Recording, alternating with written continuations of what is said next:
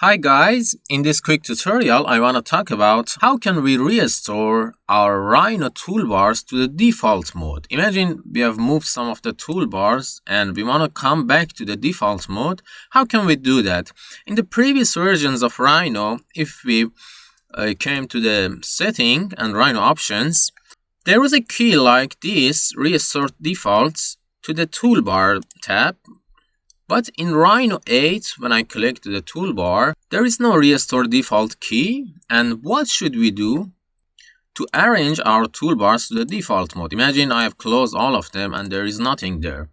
So for the Rhino 8, the thing is, there's a command that we should type it, which is toolbar reset.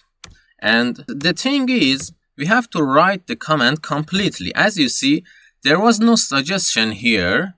So we should type completely toolbar reset. Now, if I press enter, it shows me 4 options that I need to activate them or not. The first one is restore default Windows layout, which is I want, so I activate. The second one is delete toolbars customization. I need this one as well, and I put a tick on that as well.